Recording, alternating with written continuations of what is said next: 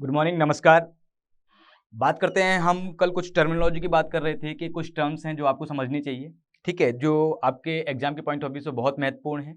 तो कल हम कुछ बात कर रहे थे, उसी को कंटिन्यू करते हैं, ठीक है? उसी को कंटिन्यू आगे करते हैं तो यहाँ पर हम देखते हैं कि आपने कई बार देखा होगा ज्योग्राफी में, ठीक है?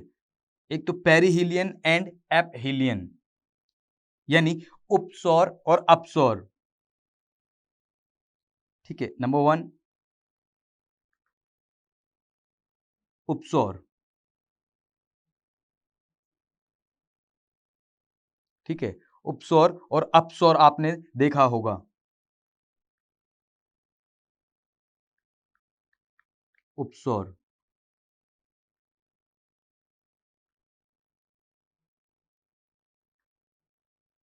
और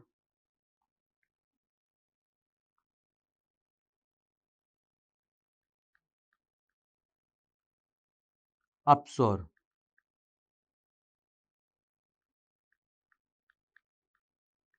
उपसौर और अपसौर, इसको हम इंग्लिश में कहें तो ये पेरिहीलियन एंड एपहीलियन है। ये क्या है? पेरिहीलियन एंड एपहीलियन,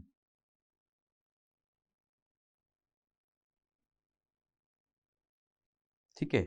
बात करते हैं इसकी। पहले हम थोड़ा-सा इसको थोड़ा-सा देखें कि थोड़ा-सा मिसमैच सा आ रहा है, यहाँ पर प्रॉपर राइटिंग नहीं आ पा रही है, तो हम आगे देखते हैं। आपने देखा होगा पेरी अपसौर और उपसौर, ठीक है? अपसौर और उपसौर। तो उपसौर है, ये है एपहीलियन, एपहीलियन एंड पेरिहीलियन, ठीक है? एपहीलियन एंड पेरिहीलियन। अब एपहीलियन और पेरिहीलियन क्या होता है, अब आपको ये पता होना चाहिए, ठीक है? पेरिहीलियन यानी उपसौर, उपसौर को हम क्या बोलते हैं? इसको पेरिहीलियन। और अपसौर को क्या बोलेंगे? एपहीलियन, ठीक है? अब ये पेरिहीलियन और एपहीलियन कब होता है, ठीक है? क्यों होता है? क्या है ये टर्म? इसके बारे में हम बात करते हैं। यहां पर आप देख लीजिए, देखिए ये उपसौर और अपसौर है। बात करते हैं पहले उपसौर की।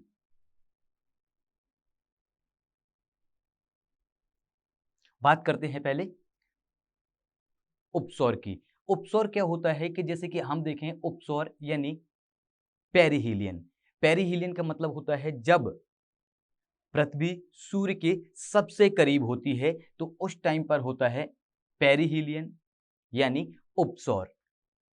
और जब पृथ्वी सूर्य के सबसे ज्यादा दूरी पर होती है तो वो होता है एपहीलियन यानी एप्सौर, अपसौर, ठीक है? तो यहां पर हम बात करते हैं कि पृथ्वी कब करीब होती है और क्यों होती है, ठीक है? पहली बात हम देखते हैं, सूर्य की पृथ्वी से दूरी है वो कितनी है?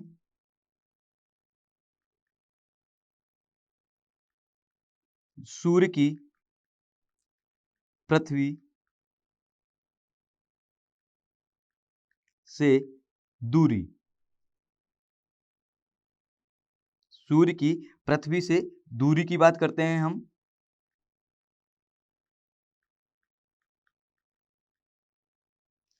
ठीक है?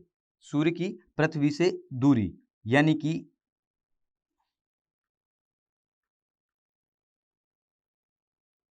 डिस्टेंस बिटवीन अर्थ एंड सन, ठीक है? डिस्टेंस बिटवीन अर्थ एंड सन। यदि हम बात करते हैं सूर्य, जैसे कि ये है सूर्य और यहां पर आपको पता है ये है मरकरी, ये है वीनस और ये है अर्थ। तो अर्थ की जो डिस्टेंस है सूर्य से, अर्थ की डिस्टेंस है वो है 15 करोड़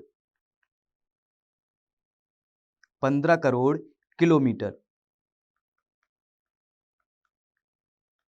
यानी 15 करोड़ किलोमीटर। ठीक है, सूर्य की जो दृष्टि अगर हम देखें, ये है सन और ये है अर्थ। इसमें जो यहां पर आपको डिस्टेंस दिख रही है, ये डिस्टेंस कितनी है? 15 करोड़ किलोमीटर। कितनी है? 15 करोड़ किलोमीटर। अब ये जो 15 करोड़ किलोमीटर जो डिस्टेंस है, ठीक है, तो अब ये क्या है कि कभी तो क्या होता है कि सूर्य की जो दूरी है, ठीक है, पृथ्वी की सूर्य से दूरी है, कभी तो 14.7 करोड़ होती है और कभी होती है 15.2 करोड़ किलोमीटर। जब सबसे करीब सूर्य होता है, ठीक है, जब सबसे करीब होता है सूर्य, तो उसको बोला जाता है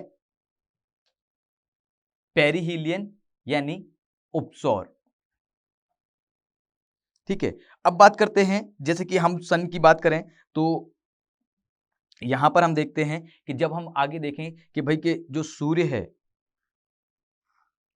पृथ्वी है, उसके चारों ओर चक्कर काट रही है। ठीक है, ये है सन और ये है अर्थ। ये क्या है? अर्थ यानी पृथ्वी। इसकी जो एवरेज डिस्टेंस है या औसत दूरी है वो है 15 करोड़ किलोमीटर। वो क्या है? 15 करोड़ किलोमीटर। लेकिन अगर हम देखें जो इलेक्ट्रिकल पाथ है, ठीक है, तो यहां पर हम देखते हैं इलेक्ट्रिकल पाथ में क्या होता है कि सूर्य की जो दूरी है या पृथ्वी की सूर्य से दूरी है, कभी कम होती कभी ज्यादा होती है। जब कम होती है तो ये डिस्टेंस होती है 14.7 करोड़ किलोमीटर।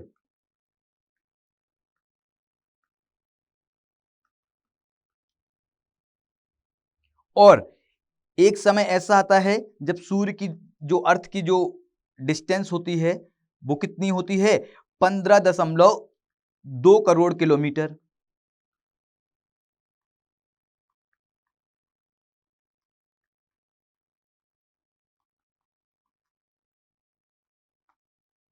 कितनी?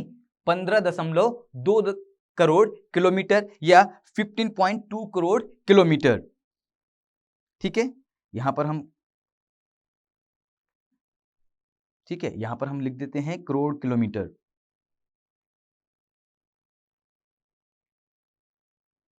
ठीक है, तो एक बार आप देख रहे हैं कि जो अर्थ है सूर्य के नजदीक है और एक बार अर्थ सूर्य के से दूरी पर है। और औसत हम देखते हैं, जो औसत डिस्टेंस होती है वो कितनी होती है? 15 करोड़ किलोमीटर। औसत डिस्टेंस कितनी होती है? 15 करोड़ किलोमीटर। और जबकि यहां पर हम देखें जो सूर्य है, ठीक है, वो इलेप्टिकल पाथ में है, तो यहां पर हम देखते हैं कि भाई कि एक टाइम पर सबसे ज्यादा दूरी पर होता है, एक टाइम पर कम होता है। जो सबसे ज्यादा दूरी होती है, ठीक है, ये सबसे ज्यादा दूरी होती है जब सूर्य की, वो होती है 15.2 करोड़ किलोमीटर या 15.2 करोड़ किलोमीटर। ठीक है, तो इसको बोला जाता है, जब ये स्थिति होती है इसको बोला जाता है एपहीलियन।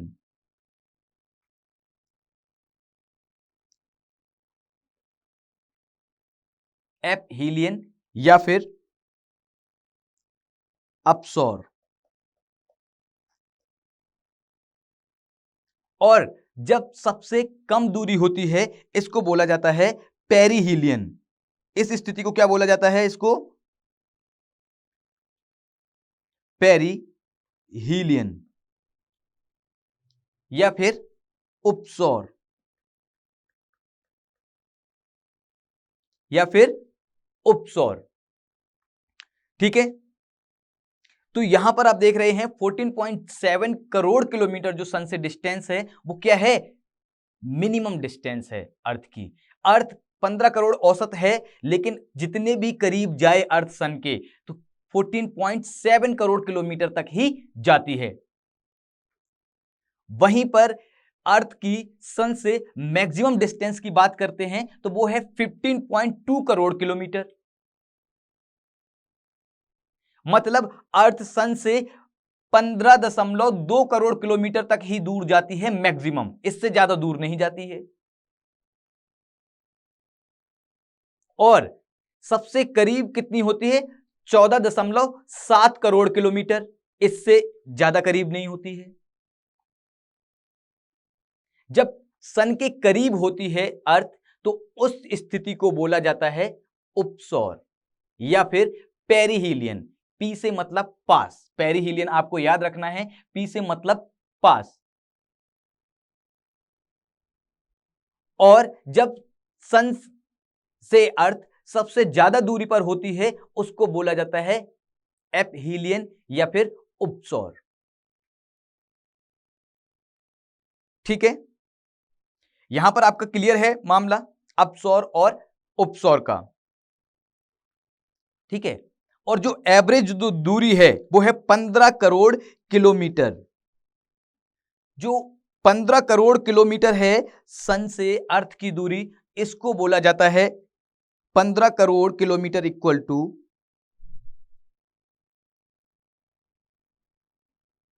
Kilometre equal to 1 astronomical unit, AU। AU का मतलब होता है यहां पर AU, यहां पर क्या है? Astronomical unit. इसको क्या बोला जाता है? 1 astronomical unit. 15 crore kilometre equal to 1 astronomical unit. ठीक है, नाउ आगे बढ़ते हैं हम। ठीक है, ये तो हो गया सन से दूरी हमारी कितनी हुई, ये हमारी क्या हो गई? सन से दूरी, अर्थ की सन से दूरी हुई। अब आपको पता है कि भाई अर्थ है, उसका एक सैटेलाइट है जिसको हम क्या बोलते हैं? मून। मून है वो क्या है? Natural satellite. सैटेलाइट क्या है? जो प्लैनेट के चारों ओर चक्कर काट रहे हैं उन्हें बोला जाता है सैटेलाइट। अब ये नेचुरल भी हो सकते हैं और आर्टिफिशियल भी हो सकते हैं। नेचुरल वो हैं जो नेचर से मिले हैं, हमने इनको बनाया नहीं है। नेचुरल सैटेलाइट लाइक मून, ठीक है, डाइमोस एंड फोबोस मंगल के, शनि का टाइटन और बृहस्पति का गैनीमीड यानी यूरोपा।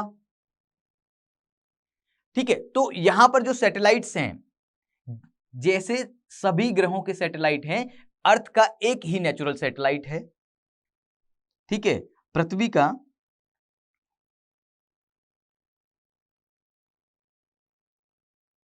एक प्राकृतिक उपग्रह है।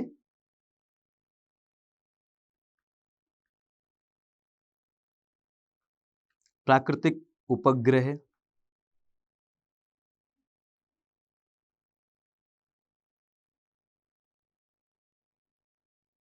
यानी नेचुरल सैटेलाइट है या फिर नेचुरल सैटेलाइट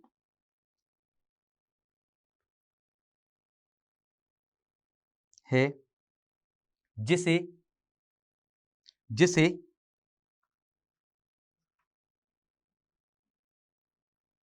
जिसे हम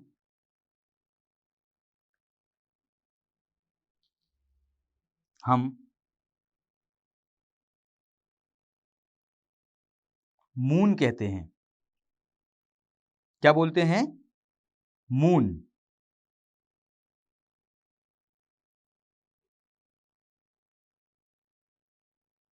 चंद्रमा या फिर मून।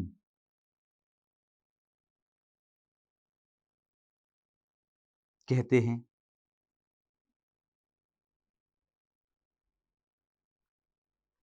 कहते हैं। अब जैसे कि अर्थ है वो सन के चारों ओर चक्कर काट रही है, वैसे ही चंद्रमा है वो अर्थ के चारों ओर चक्कर काट रहा है। तो जब अपसौर, उपसौर और अपसौर अर्थ और मून के बीच में होता है, अर्थ और सन के बीच में होता है, तो उसे उपसौर को तो बोला जाता है पेरिहीलियन और अपसौर को बोला जाता है एपहीलियन। उपसौर का मतलब होता है सूर्य का पृथ्वी के सबसे करीब होना 14.7 करोड़ किलोमीटर, और अपसौर होता है सूर्य का पृथ्वी के सबसे ज्यादा दूरी पर होना, जिसको एपहीलियन बोला जाता है। अब इसमें हम देखते हैं कि भाई के सन में भी ये स्थिति होती है, लेकिन यहां पे पेरिगी और अपोजी से उनसे जाना जाता है। अब यहां पर हम देखते हैं ये हमारी अर्थ है। अर्थ के चारों ओर मून भी चक्कर काट रहा है। ये क्या है? मून। इसे हम चंद्रमा भी तो कहते हैं ना, इसको हम नेचुरल सैटेलाइट भी बोल सकते हैं। ठीक है, ये क्या है? मून। अब हम देखते हैं कि भाई के जो एवरेज डिस्टेंस है अर्थ की मून से, पृथ्वी की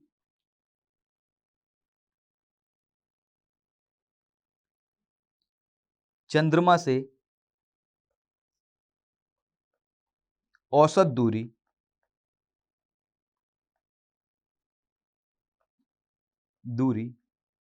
3.84 लाख किलोमीटर है।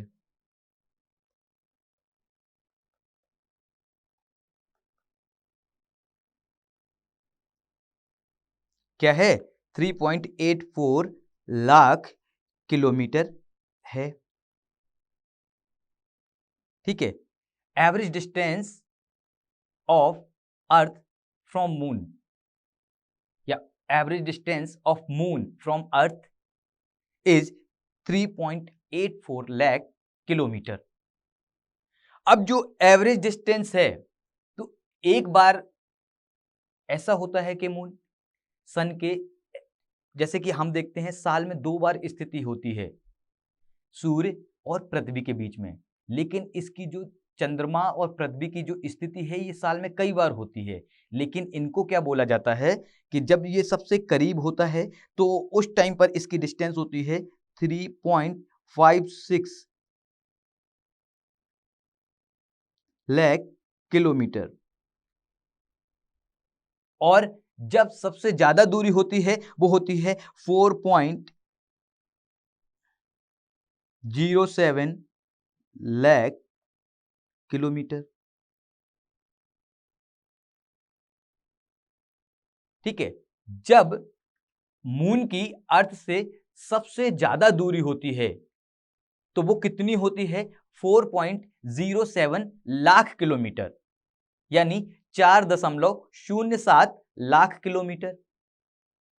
और जबकि सबसे करीबी होती है तो वो होती है distance 3.56 lakh kilometre, 3.56 lakh kilometre.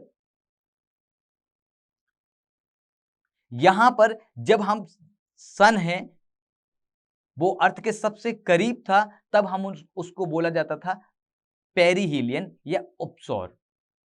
तो यहां पर भी क्या बोला जाएगा? इसको उपसौर ही बोला जाएगा, लेकिन इंग्लिश में हम इसको बोलेंगे पेरिगी। क्या बोला जाएगा इसको? पेरिगी। ठीक है, और वहीं जो सबसे ज्यादा डिस्टेंस है 4.07 लाख किलोमीटर, इसको बोला जाएगा अपसौर। इसे क्या बोला जाएगा? अपसौर।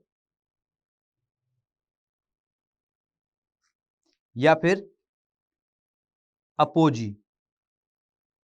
क्या बोला जाएगा इसको? अपोजी। ठीक है, तो यहां पर हम देखते हैं कि भाई कि पेरिगी क्या होता है और अपोजी क्या होता है।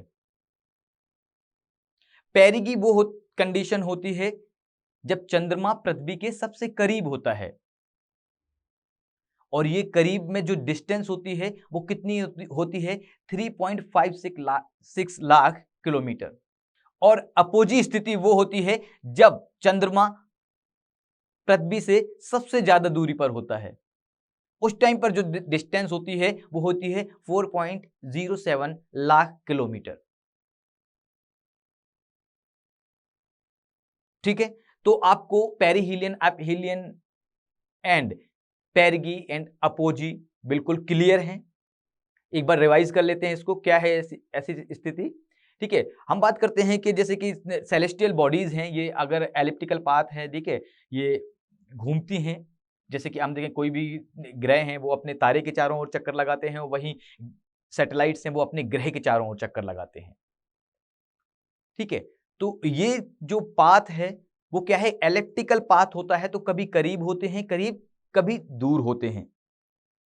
ठीक है, जब दूर होते हैं तो उसको बोला जाता है अपसौर या फिर एपहीलियन, और जब करीब होते हैं तो उसको बोला जाता है उपसौर या फिर पेरिहीलियन। अब यहां पर हमने देखा था कि भाई कि सूर्य की पृथ्वी से दूरी है वो 15 करोड़ किलोमीटर है, इसको बोला जाता है 1 एस्ट्रोनॉमिकल यूनिट। इसको एवरेज जो डिस्टेंस है वो कितनी है? 15 करोड़ किलोमीटर है, तो इसकी जो 15 करोड़ किलोमीटर डिस्टेंस है इसको बोला जाता है 1 एस्ट्रोनॉमिकल यूनिट। अब बात करते हैं इसके इलेक्ट्रिकल पाथ में, जब करीब आते, जब सूर्य है, पृथ्वी है, सूर्य के सबसे करीब होती है और सबसे ज्यादा दूरी पर होती है। जब ज्यादा सबसे करीब होती है तो उसको बोला जाता है पेरिहीलियन, यानी पी यानी पास, करीब, पेरिहीलियन, और हिंदी में इसको बोला जाता है उपसौर। और ये जो डिस्टेंस होती है, एवरेज तो 15 करोड़ है लेकिन ये होती है 14.7 करोड़ किलोमीटर। 30 लाख किलोमीटर पास आ जाती है एवरेज डिस्टेंस से अर्थ। ठीक है, और 30 लाख किलोमीटर, ये बात ध्यान रखना। और वहीं पर हम देखते हैं कि पेरिहीलियन में अर्थ एवरेज दूरी से 30 लाख किलोमीटर करीब होती है, ये भी आपको याद रखना है। ठीक है, यहां पर हम लिखते हैं पेरिहीलियन की स्थिति में, यानी उपसौर या फिर पेरिहीलियन,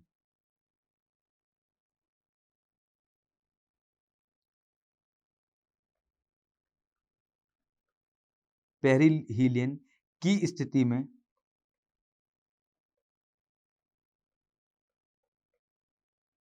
पृथ्वी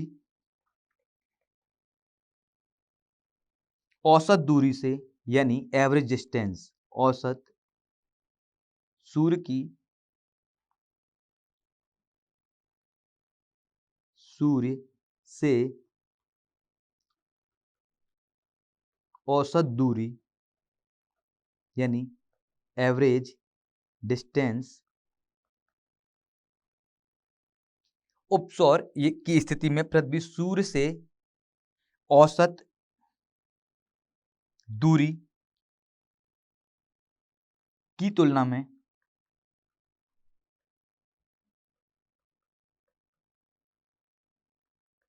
लगभग 30 लाख किलोमीटर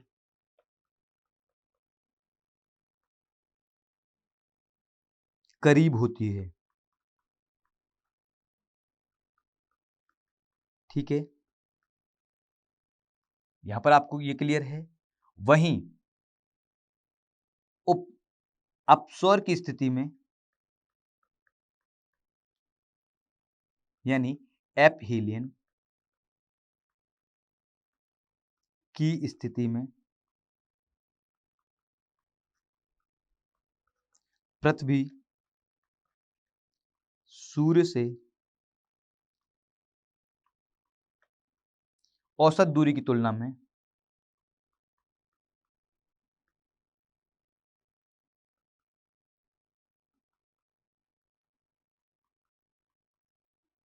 में 20 लाख किलोमीटर, लगभग 20 लाख किलोमीटर दूर होती है।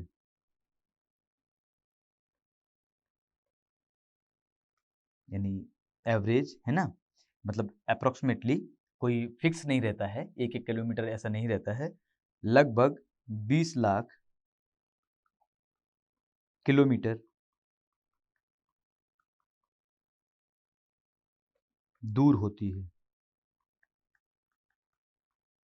ठीक है, यहां तक क्लियर हो गया। यहां पर आपने उपसौर और अपसौर देखा। ठीक है, फिर हम बात कर रहे थे कि भाई के सैटेलाइट है अर्थ का, वो भी तो है। ठीक है, सैटेलाइट है अर्थ का, वो भी तो है जो दूरी है। तो यहां पर हम देखें चंद्रमा की जो दूरी है वो एवरेज होती है 3.84 लाख किलोमीटर, और जो जब करीब होता है जिसको पेरिगी बोला जाता है तो उस टाइम पर होती है 3.56 लाख किलोमीटर, और जब अपोजी होता है तो होता है 4.07 लाख किलोमीटर। ठीक है, ये तो हो गई आपकी पेरिगी एंड अपोजी। अब बात करते हैं इंटरनल स्ट्रक्चर ऑफ अर्थ। नया टॉपिक है इंटरनल, पृथ्वी की आंतरिक संरचना।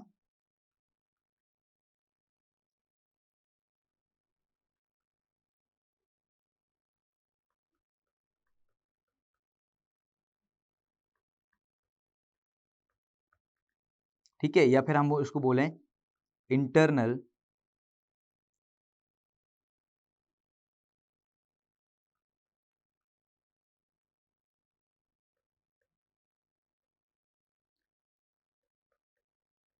Structure of earth. ठीक है, अब इंटरनल स्ट्रक्चर ऑफ अर्थ की बात करते हैं कि इंटरनल स्ट्रक्चर ऑफ अर्थ। अब आप सोचो कि अर्थ का जो हम देखते हैं कि भाई कि इंटरनल स्ट्रक्चर है वो क्या है। अब अर्थ की बात करें तो इंटरनल, जैसे कि आप देखें कोई बॉल है, ठीक है, उस बॉल को हम देखें उसके सेंटर पे जाएं। ठीक है, एक बॉल है या फिर एक तरबूज है, उसका हमने ऐसे एक पीस काट दिया।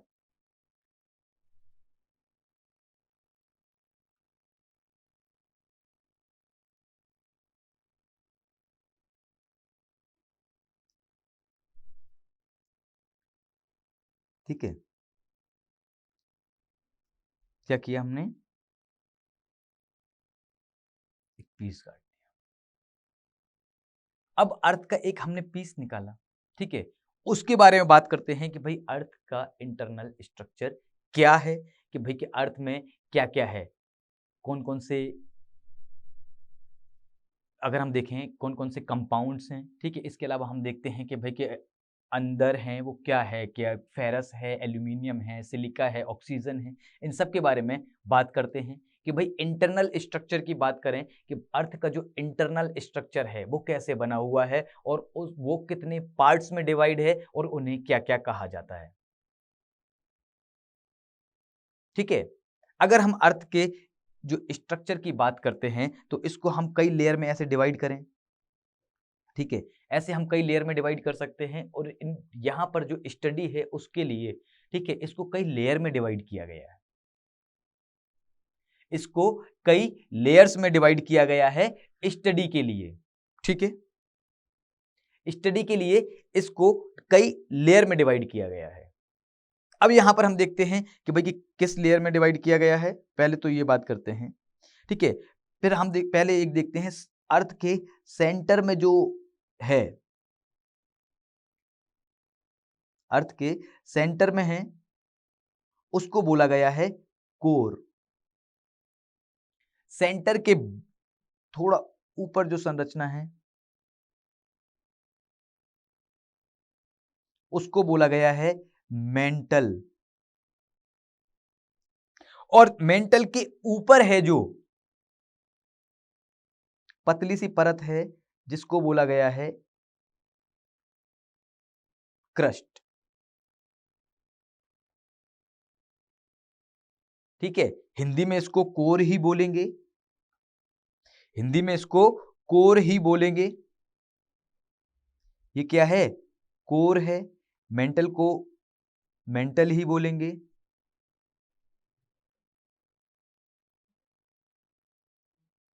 क्रस्ट। ठीक है, कोर, मेंटल एंड क्रस्ट। अब आपको देखना है भाई कि जो कोर है वो कितने किलोमीटर तक है, ठीक है, क्रस्ट है वो कितने किलोमीटर तक है। यहां पर हम बात करते हैं जो अर्थ के स्ट्रक्चर की बात करते हैं, ठीक है। अब क्रस्ट अगर हम देखते हैं जो अर्थ का जो स्ट्रक्चर है, अर्थ में बहुत सारे जो अगर हम देखें बहुत सारे एलिमेंट्स हैं, सिलिका है, एल्यूमिनियम है, फेरस है, बहुत सारे हम देखते हैं कि मेटल्स हैं, उनसे मिलकर अर्थ बनी हुई है। तो अर्थ जो बनी हुई है, अब आप देखें कि अर्थ का जो डेंसिटी, आप जानते हैं कि भाई डेंसिटी क्या होता है। डेंसिटी का मतलब हो गया कि भाई कि 1 सेंटीमीटर क्यूब, हमने 1 सेंटीमीटर क्यूब का एक टुकड़ा काटा अर्थ का, तो उसकी डेंसिटी कितनी है, उसमें कितने ग्राम कुछ एलिमेंट, कुछ अगर हम देखें मेटल्स हैं वो कितने ग्राम मेटल्स होंगे। तो यहाँ पर हम जो अर्थ की डेंसिटी की बात करते हैं, तो यहाँ पर अर्थ की डेंसिटी है 5.54 ग्राम पर सेंटीमीटर क्यूब। ये क्या है, एवरेज डेंसिटी है अर्थ की। इसको क्या बोलेंगे, औसत घनत्व। घनत्व का मतलब आप समझते हैं, घनत्व का मतलब होता है जो एटम्स हैं वो कितने, जितने ज्यादा करीब करीब एटम होंगे घनत्व उतना ज्यादा होगा, ठीक है। जैसे हम देखते हैं जो गैस है, गैस में एटम कितने दूर दूर होते हैं, आप देखिए कि गैस है, एक एटम यहाँ है, एक यहाँ, एक यहाँ, एक यहाँ है, तो एटम्स ये गैस में है। तो आप सोचो गैस का जो घनत्व होगा ये क्या होगा, डेंसिटी लो, डेंसिटी क्या होगी ये लो। वहीं लिक्विड की बात करते हैं, ठीक है, लिक्विड की बात करते हैं,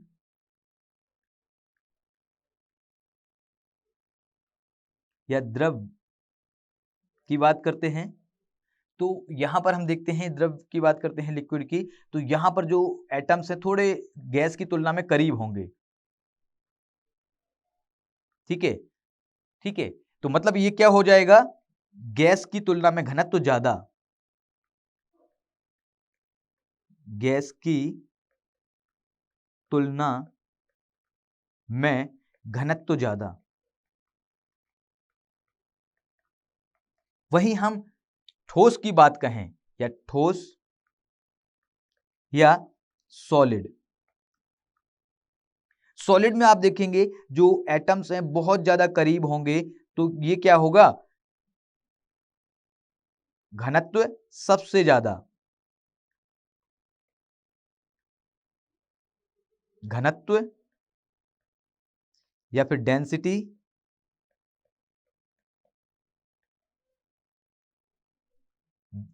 द्रव तथा गैस से ज्यादा, द्रव तथा गैस से ज्यादा, ठीक है, द्रव तथा गैस से ज्यादा। तो यहां पर जब देखते हैं कि भाई कि डेंसिटी है, तो अर्थ है, अर्थ आप सोचो अर्थ लिक्विड में है नहीं, सॉलिड है ना, आप सरफेस देखते हैं तो सॉलिड है, रॉक है, तो रॉक डेंसिटी की बात करते हैं कि भाई डेंसिटी क्या है, डेंसिटी आप समझे डेंसिटी क्या है, घनत्व क्या है। तो अर्थ के घनत्व की बात करते हैं, तो अर्थ का जो औसत घनत्व है, ठीक है, अर्थ में हम देखते हैं कि जो ऊपर वाला सरफेस एरिया है, यहां पर अर्थ का घनत्व क्या है, कम होता है, और जो कोर वाला एरिया है यहां पर घनत्व ज्यादा होता है, ठीक है। कोर वाला एरिया है यहां पर 15 ग्राम पर सेंटीमीटर क्यूब होता है, ठीक है, यहां पर कोर वाला एरिया है। डेंसिटी या घनत्व पृथ्वी के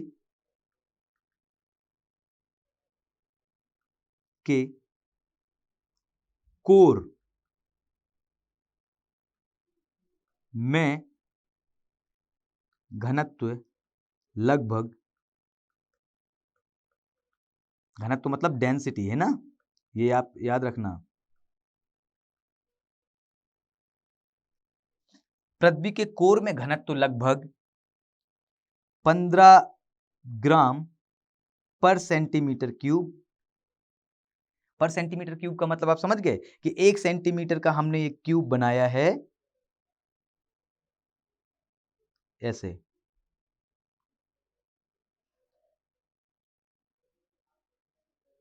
ठीक है, 1 सेंटीमीटर का क्यूब, ठीक है, जिसकी 1 सेंटीमीटर का क्यूब बनाया है उसका हम वेट करते हैं तो 15 ग्राम मिलता है। मतलब जो अर्थ के कोर से अगर कुछ निकाला जाए, उसका 1 सेंटीमीटर क्यूब का टुकड़ा निकाला जाए तो हमें 15 ग्राम का होगा वो टुकड़ा, ठीक है। पृथ्वी के कोर में घनत्व तो 15 ग्राम पर सेंटीमीटर क्यूब होता है। वहीं पृथ्वी की सतह या फिर क्रस्ट में घनत्व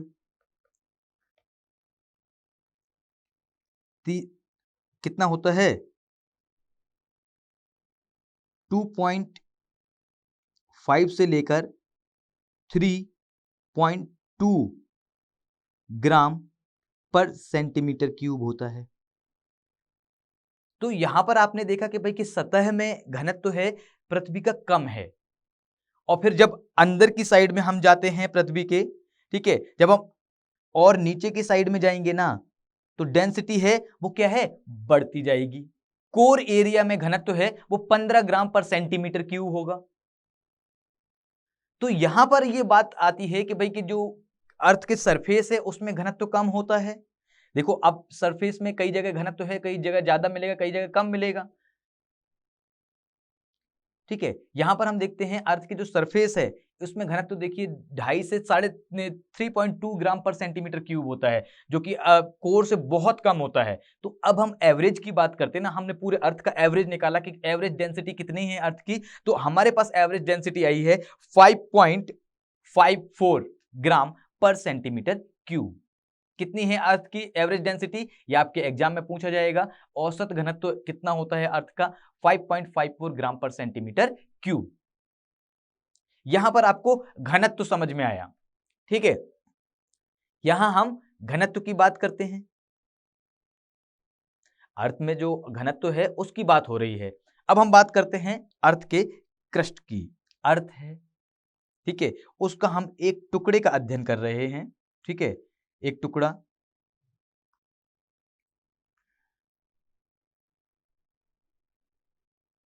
ठीक है, ये हमने एक टुकड़ा लिया। यहां पर हम देखते हैं कि अर्थ ऐसा नहीं कि सभी जगह एक जैसी है, ठीक है, कहीं पर ऊंचे ऊंचे पहाड़ भी हैं, कहीं पर ऊंचे ऊंचे पहाड़ भी हैं, तो कहीं पर गर्त हैं, कहीं पर ऊंचे ऊंचे पहाड़ हैं, कहीं पर क्या है? गर्त भी हैं। तो सरफेस की हम एवरेज जो जो 100 किलो एवरेज, यहां पर कहीं बड़े पहाड़ भी होंगे इस टाइप से, ठीक है। तो हम जो अगर हम देखते हैं जो एवरेज 100 किलोमीटर तक हमें क्या मिलेगा? गहराई क्रस्ट की 100 किलोमीटर, 100 किलोमीटर तक हमको क्या मिलेगा? क्रस्ट, या फिर हिंदी में बोलें इसको भूपपर्टी,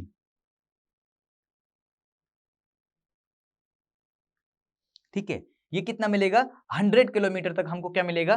क्रस्ट या फिर भूपपर्टी। अभी जो एवरेज है, ठीक है, 100 किलोमीटर, कई जगह ये 110 भी होगी और कई जगह ये 60-70 किलोमीटर में भी होगी, क्योंकि कहीं पर क्या है, इसकी परत है ज्यादा मोटी है और कहीं पर परत बहुत पतली भी है। तो यहां पर हम देखते हैं 100 किलोमीटर तक एवरेज हम देखते हैं तो हमको क्या मिलेगा? ये क्रस्ट, ठीक है। 100 किलोमीटर के बाद 100 के बाद 700 किलोमीटर तक, ठीक है, 700 किलोमीटर तक होता है, यहां पर 700 लिख देते हैं। इसको बोला जाता है आउटर मेंटल,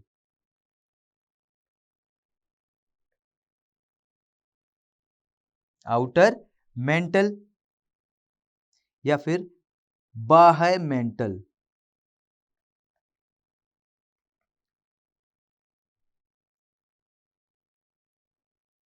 ठीक है।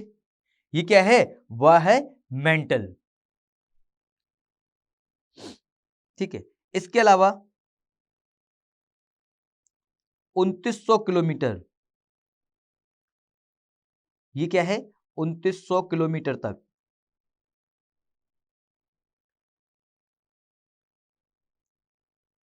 इनर मेंटल, मेंटल को दो पार्ट में डिवाइड कर दिया है, ये आएगा इनर मेंटल 2900 किलोमीटर, या फिर आंतरिक मेंटल,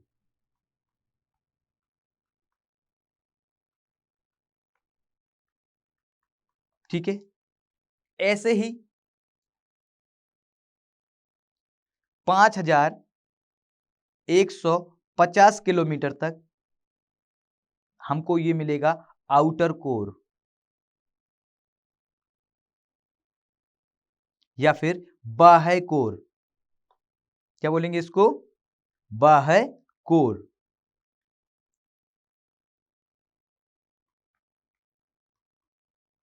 क्या बोलेंगे इसको? बाह्य कोर। और जो सेंटर तक इसकी बात करते हैं, ये 6371 किलोमीटर तक है, इसको बोलते हैं आंतरिक कोर,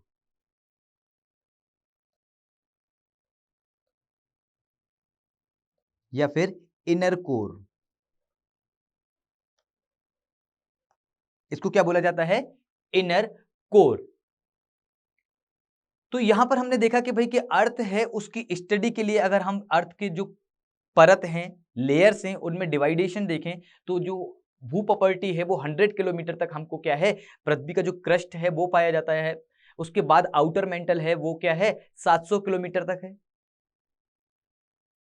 ठीक है। इनर मेंटल है वो 2900 किलोमीटर तक है, और आउटर कोर है वो 2900 से 5150 किलोमीटर तक के बीच में है, जबकि आंतरिक कोर है 5150 किलोमीटर से 6371 किलोमीटर तक है।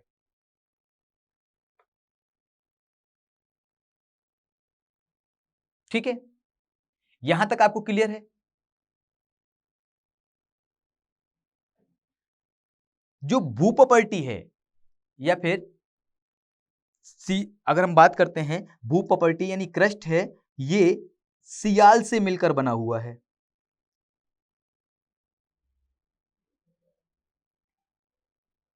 ठीक है। और जो मेंटल है, पूरा मेंटल, ये बाह्य और आंतरिक, ये मिलकर बना है सीमा से,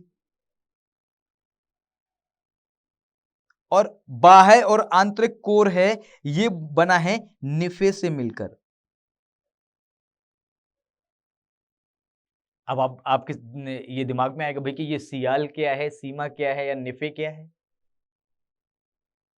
आपके दिमाग में आएगा ही कि भाई कि ये सियाल क्या है, सीमा क्या है, और निफे क्या है। तो सियाल को हम बोलेंगे सिलिका प्लस एल्यूमिनियम। क्या बोलें इसको?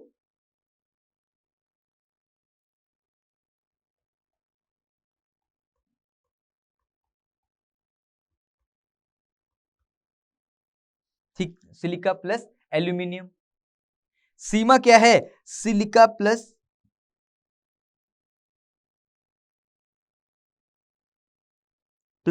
मैग्नीशियम।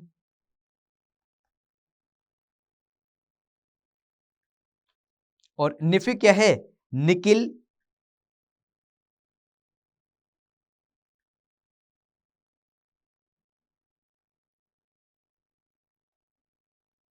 निकिल प्लस फेरस,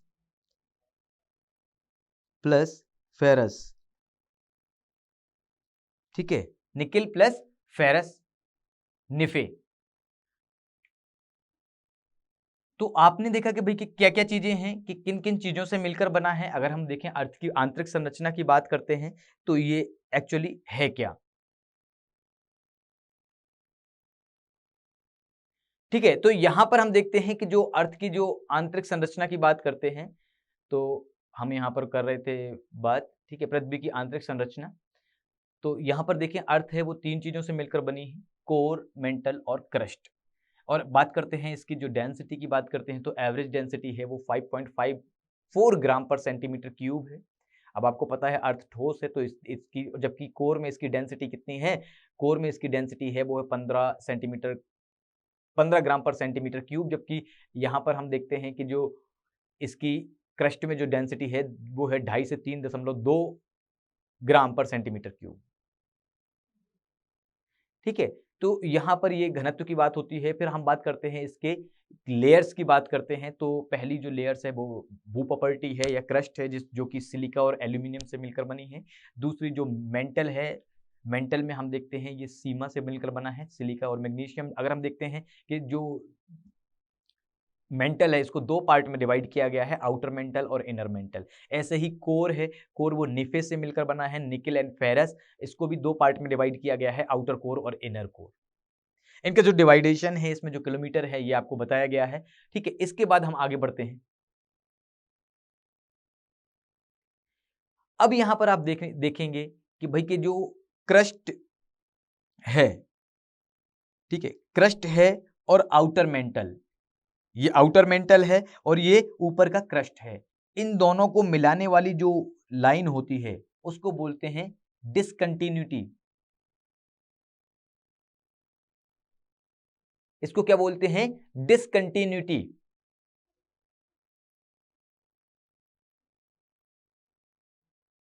तो इस जो डिसकंटिन्यूटी है इसको कई नामों, कई वैज्ञानिक हैं जो जियोलॉजिकल, जो ज्योग्राफी से जुड़े वैज्ञानिक हैं, उनके नाम पर इनको बताया गया है। तो क्रस्ट और आउटर मेंटल के बीच में जो डिसकंटिन्यूटी है उसको बोला जाता है माहो डिसकंटिन्यूटी। माहोबोरोसिस, इनका नाम था माहोबोरोसिस डिसकंटिन्यूटी, या फिर माहो डिसकंटिन्यूटी, माहो। इसके अलावा जो आउटर मेंटल और इनर मेंटल, इनके बीच में जो डिसकंटिन्यूटी है वो है रेपेटी। इसको हम बोलते हैं माहो डिसकंटिन्यूटी। ठीक है, इसके अलावा ये जो डिसकंटिन्यूटी है हम देखें आउटर मेंटल और इनर मेंटल के बीच में है तो वो है रेपेटी।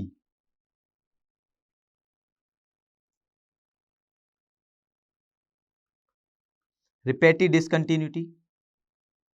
ऐसे ही इनर मेंटल और आउटर कोर के बीच में जो डिसकंटिन्यूटी है, आउटर कोर और इनर मेंटल के बीच में जो डिसकंटिन्यूटी है उसको बोलते हैं गुटेनबर्ग डिसकंटिन्यूटी।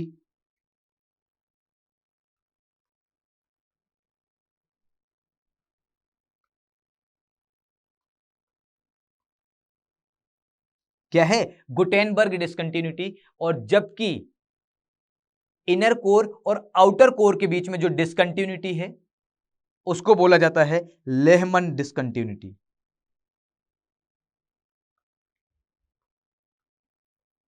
क्या आ जाएगा ये?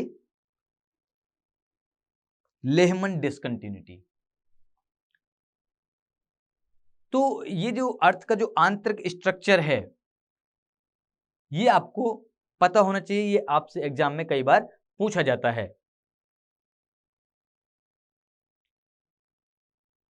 ठीक है, तो यहां पर हम देखते हैं कि आंतरिक स्ट्रक्चर की बात करते हैं कि आंतरिक स्ट्रक्चर में क्या क्या है। वो हम आंतरिक स्ट्रक्चर आपको ये पता होना चाहिए, ये बेसिक इंफॉर्मेशन है, ये आपको पता होना चाहिए।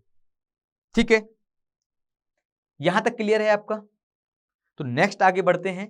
ठीक है, फिर उसके बाद हम अभी जो हम नेक्स्ट पढ़ेंगे, ठीक है, उसके बाद देखिए नेक्स्ट में हमें क्या है कि पहले हमें जो भूकंप है या फिर अर्थक्वेक है इसको पढ़ना है, एंड वॉल्केनो है इसको पढ़ना है। तो वॉल्केनो और अर्थक्वेक इनको पढ़ने से पहले हमें क्या पढ़ना चाहिए? वो पढ़ना चाहिए हमें टेक्टोनिक प्लेट्स। ठीक है, तो टेक्टोनिक प्लेट्स अगर आपको समझ में आएंगी तो आपको भूकंप का कॉन्सेप्ट भी समझ में आ जाएगा, और भूकंप का कॉन्सेप्ट समझ में आ जाएगा, साथ में ज्वालामुखी यानी वॉल्केनो का भी। ठीक है, आज की क्लास यहीं ओवर करते हैं। Thank you and good bye.